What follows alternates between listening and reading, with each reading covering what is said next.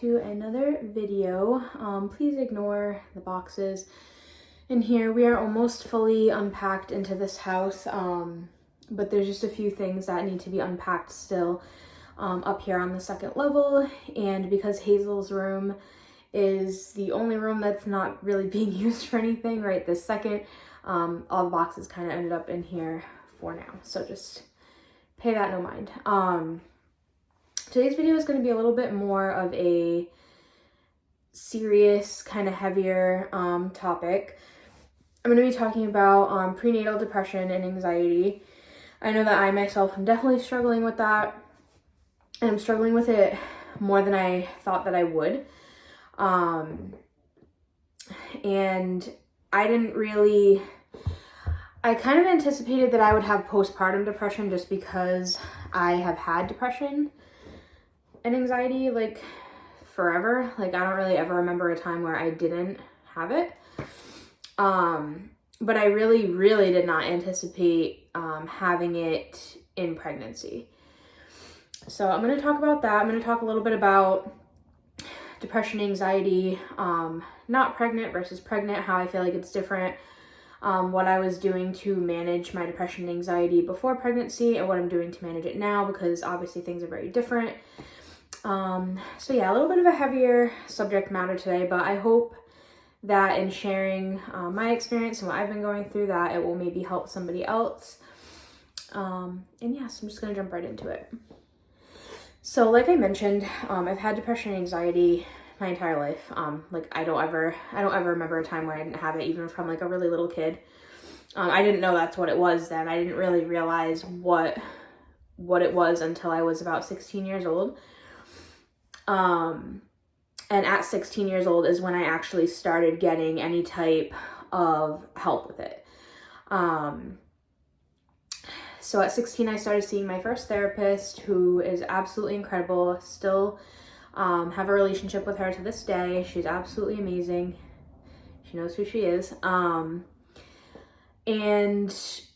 that was really the first time that I realized, like, my brain didn't work like everybody else's, and like it wasn't normal to feel the way that I felt on a, I don't want to say wasn't normal, but it definitely wasn't ideal or like it wasn't something that, you know, every 16-year-old kid in my high school was dealing with. You know, what I thought was very normal, I realized really wasn't. It wasn't normal and it wasn't healthy. I knew that there was something wrong anxiety-wise when I started my first job. I worked at Stop and Shop for approximately 3 months, and literally every single time that I would go into work a shift, I would have a stomach ache all day long, like an awful pound of lead knot in the stomach, like felt like I was being stabbed in the stomach. It was causing gastro issues. And this was every single time. And I just remember being like, it has to be because I know I'm going to work. Like, it's the only thing that has changed in my life. And it was awful. And I dealt with it, like, thinking it would go away.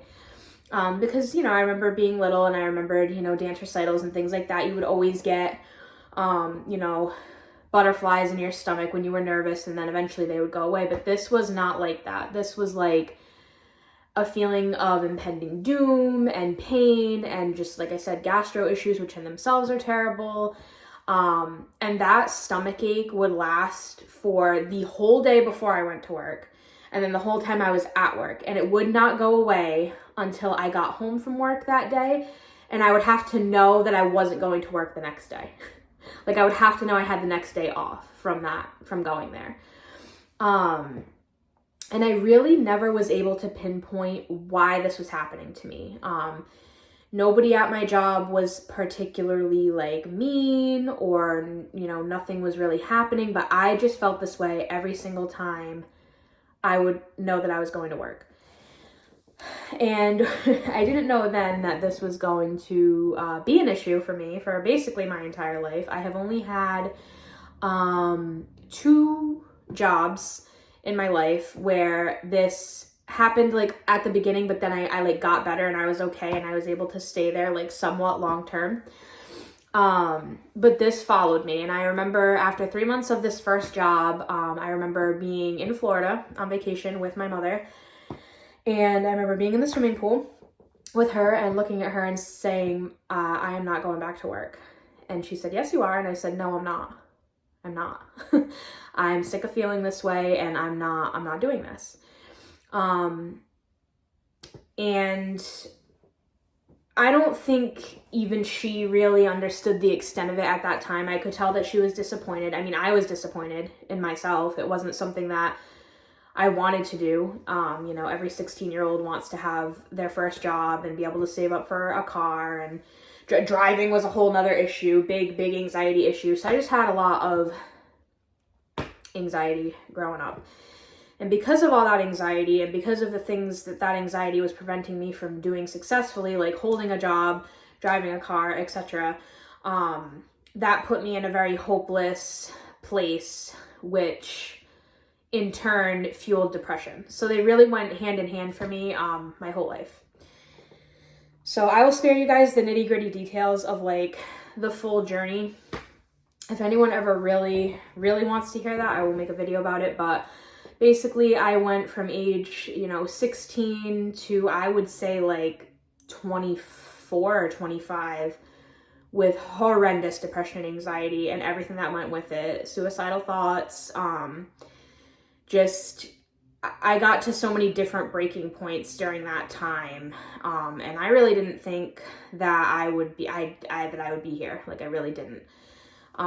Countless therapists, multiple different medications, different therapy methods, different jobs. And I reached a breaking point. I would say like my rock bottom. I think I was 20 or 21. I had taken on what you would call a big girl job that had benefits and, all that good stuff. And at this point, I thought I would be okay because I had, up until that point, held a job for 3 years somewhere that I loved, but management had changed, and I didn't like the new management, and I could tell that I was starting to have problems again. So I was like, it's time to move on. So I took this job. I don't know if it was the worst thing that ever happened to me or the best thing that ever happened to me, because it did put me at, like I said, at a very rock bottom point. But I hit that breaking point, and when I did, I had to get a little bit even more of serious help for my issues. I ended up going away somewhere and staying for an extended amount of time and getting some of the best therapy that I believe I've ever had. Therapists that actually made you do the work instead of just, listening to you talk about nothing for an hour and then sending you on your way. I feel like a lot of therapy is like that. And that works for some people, but it wasn't helping me. It wasn't getting to the root of anything that was wrong with me, and it wasn't helping. So I got really good help there, and that was honestly a life-changing experience. And again, if that's ever something that anyone wants more detail about, you can always ask me. I will tell you, or I can make a video about it. But that was a life-changing experience. And when I came back from there, I felt different. I felt like things had changed. And honestly, since then, even though I'm struggling right now at this exact moment, in general, after that period, I have been a lot better. I have learned a lot of tools, and I feel that I've made a ton of progress from where I was. So that's just kind of like a very short, condensed version of my backstory with this whole thing. But I want to talk about, what I was doing to manage my symptoms of depression and anxiety before pregnancy. So if you guys remember from a few videos ago, I had talked about how I had gotten diagnosed with a liver disease, which came at a very inopportune time because I had just come back from, like I said, that really good therapy I had. I had just come back from that and had just been regulated on a combination of medications that I felt at the time were helping me. And so I got back from that. I was all regulated on medications, and then the doctors were like, hey, your liver's really messed up and you can't take any medications at all anymore, even Tylenol, like nothing. Like want you taking anything, you have to come off of everything. So that was fun times. As you can imagine, being on and off psychiatric medications since the age of 16, that was obviously not an easy time for me, but I did what I had to do. I came off the medications completely. And I switched. I was using cannabis before I had to come off medications, but this was the first time I was using it how I felt therapeutically and medicinally for the first time, because there were no other options for me. I could not take any depression or anxiety medications. I do live in a legal state, so disclaimer. I live in a legal state both recreationally and medicinally, so just put that out there. And I know people have a lot of mixed opinions about cannabis. That is fine. You can, whatever you want to think. But I didn't even realize how much it was helping me until I stopped when I got pregnant. So, like I said, before pregnancy, I was using cannabis. It was helping me. I made a lot of progress. I started driving again, which I'm very limited in my driving. Like, I won't go on the highway. But I'm driving a lot more than I was prior.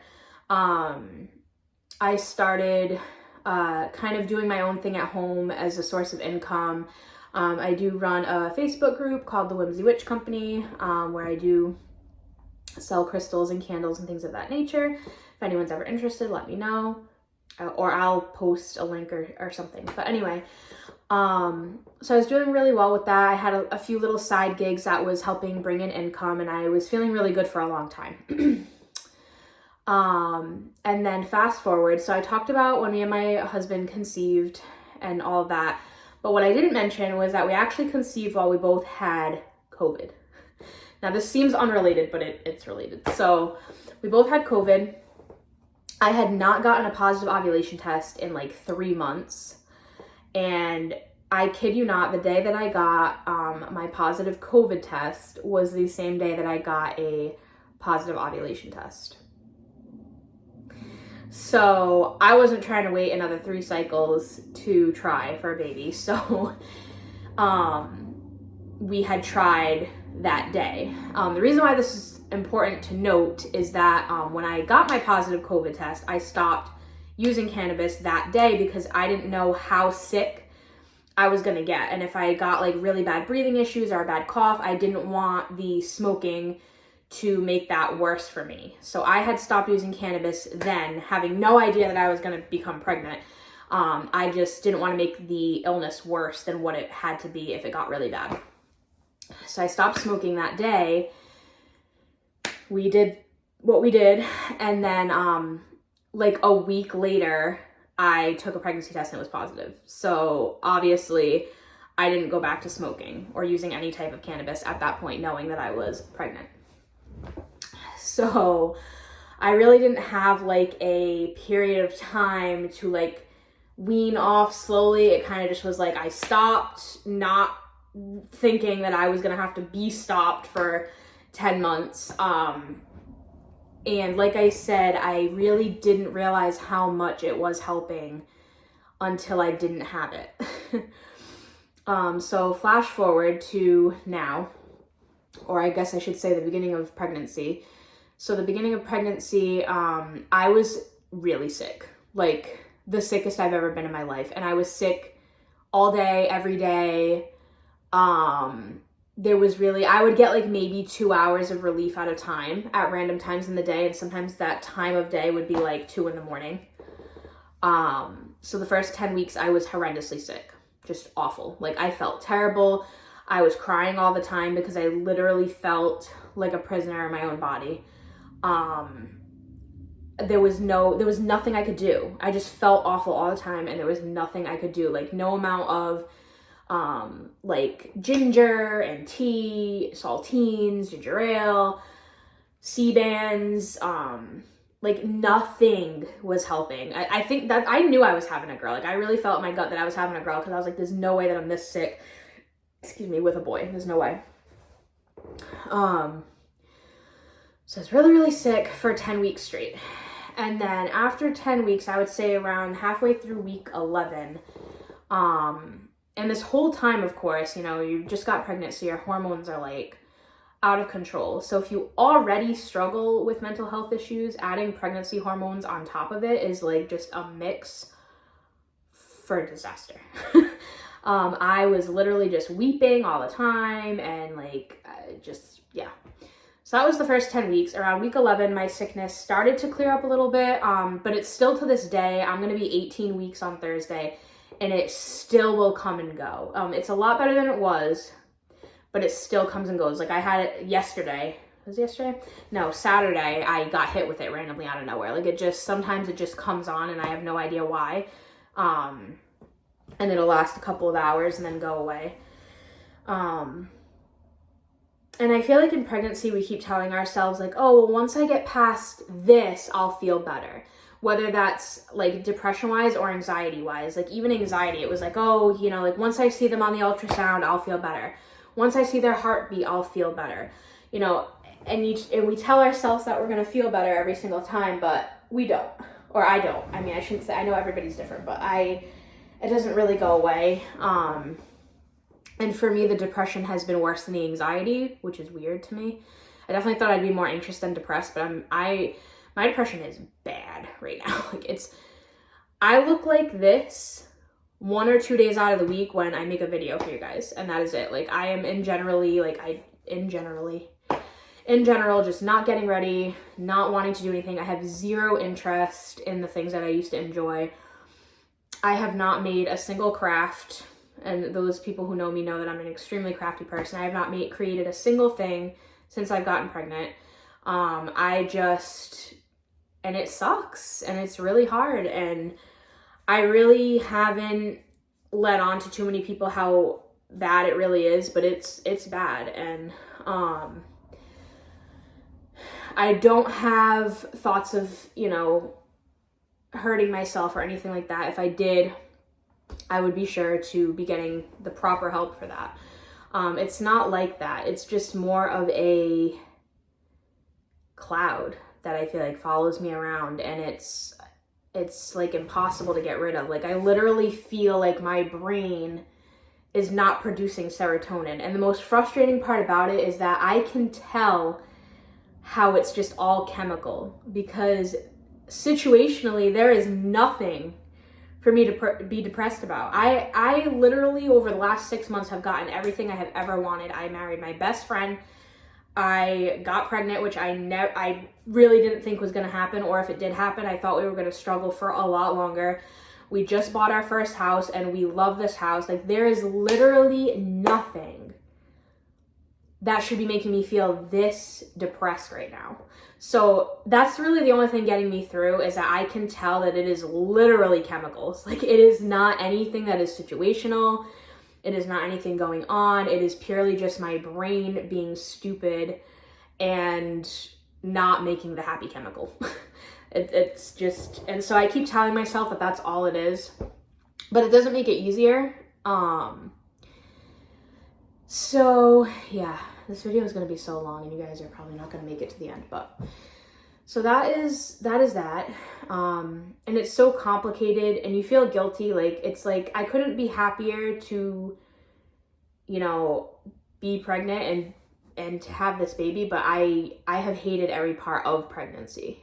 Like, I never feel good. I'm always like nauseous to some degree, and it's not fun. Some women have great pregnancies and they enjoy it and I envy them, but I am just not one of those people. I am basically just counting down the seconds until August, because I have no desire to be pregnant again after this. Like, this will be it for me. It will be her and she will be it. And everyone keeps saying to me, oh, you'll change your mind, you'll forget. Nope, I won't. I will not. I assure you, this is it. Because I definitely don't want to go through feeling like this again. So I am grateful that it happened. I love my baby and I'm so excited for her to be here, but I do not want to do it again. So let's talk about management. What am I doing now to manage, since obviously I'm not using cannabis? Basically, I am just doing a lot of not ignoring, because I feel like if you ignore the feelings, they get worse. So when I am feeling really weepy or really sad, I just let myself feel that way, because if I don't and I ignore it and I just keep pushing it under the rug, it tends to fester, and then when I do finally allow myself to feel the feelings, it's like 10 times worse. So if I am sad, I cry. If I am mad, I yell. And that is just how I've been getting through it. I have been a little bit secluded. I have not really wanted to reach out to my normal sources, and that is nothing personal. It's just, I don't really feel like there's much anyone can do or say to me, because like I said, I am so fully aware that what I'm feeling is completely chemical. If I felt like my depression was stemming from situation and life events, it would be, I feel like speaking to others would be more helpful. But because I know it's purely just my brain not producing the right chemicals and my hormones, I'm just like, there's really nothing anyone can do to help me, like words wise. So basically I am just feeling my feelings, trying to get myself ready at least 1 to 2 days a week. Something I want to work on is getting out of the house a little bit more than I'm doing now. With my driving anxiety, moving to a new city has been a little bit difficult. I have ventured out a couple of times. I plan on doing that tomorrow. I have some stuff I need to ship out, so I'd like to venture out tomorrow. And that's really all I can do for now. It's been kind of hard. I know that I need to start creating things again, but everything's still kind of packed up. Like a lot of stuff is unpacked, but not everything. I did start to unpack all my craft stuff, so I'm hoping by the end of this week I'll be able to sit down and make something, even if it's just painting something. And basically just leaning on the people that are close to me. That's really all I can do. I am hoping that it gets a little bit better as the weather gets nicer. The weather seems to be breaking now, so I'm hoping that with the nicer weather, being able to get outside, being able to do a little bit more exercise will help. And that's really just kind of where I'm at right now. I know this wasn't like the happiest video, but it's just, I think it's important, not just even just to help someone else, but just to remind myself of how I felt at this time when I watch this back someday. Because it really is hard, and people don't really talk about how lonely pregnancy can be either. It can be a very lonely place, especially if you are one of the first in your friend group to have a baby. I only have one other friend in my like close circle that has children. And then I do have friends like in like outer circles that of course I know I can reach out to, and they've all been really great. But as far as like my very intimate like circle, it's really, I just have one. So it's tough because people just don't get it. They don't understand. They don't get how lonely it is, or they don't get why you're, feeling the way that you're feeling. And I don't wish I don't wish the bad feelings upon them. I'm glad they don't know what it's like, but it's just, it's a lonely place. It makes you feel very secluded in your friend groups. But yeah, so I'm just doing my best to manage everything. And like I said, I want to start creating more stuff, get back into that, and start getting myself out of the house now that the weather's nicer. And that's really all I can do for now. My provider did say that my liver looks okay enough if I wanted to go back on medication. But I have one provider telling me that's an option, and I have another provider telling me absolutely not. So personally, I would just rather not even put my liver at risk like that, because the last thing I need is for my liver to be in a really bad place by the time I'm ready to deliver. So as of right now, I don't plan to do that. But if you are feeling really, really low, or you're having any kind of, bad thoughts about yourself, definitely speak to your provider. There are certain medications that they will prescribe you for depression and anxiety in pregnancy, if that is something that you are interested in. I know sometimes getting help can be really hard. Some therapists have a wait list of like 6+ months to get in, and the system is really, really broken, and it sucks. And depending on where you live, like sometimes the mental health care is just not good. So I am always here for anyone who needs it. And if anyone ever has any questions or wants to talk about anything at all, I am here for you. And yeah, so I hope that this video was helpful for somebody, or maybe just made somebody feel a little bit less alone in their feelings. A lot of people, I feel like, don't talk about how bad they feel during pregnancy because they feel like they're going to get judged, and I totally get that. I am not that person. I really couldn't care less what people think. So if I'm feeling something, I'm going to talk about it. But yeah, so that's where I am at. But I hope this was helpful for somebody. If anybody has questions or needs ideas or tips on how to manage, I am always here. But thanks for listening, guys. And I'm not really sure what I'm going to do next video. I'm thinking I might do a what's on my registry video, just for fun, because I don't really have a lot of other ideas at the moment. And then I'm thinking I might do a pregnancy nutrition video as well, things that my go-tos that I really like to eat, that I feel like are healthier options. So let me know, or if you guys have any suggested videos, you can comment them down below, and I will see you guys in the next video.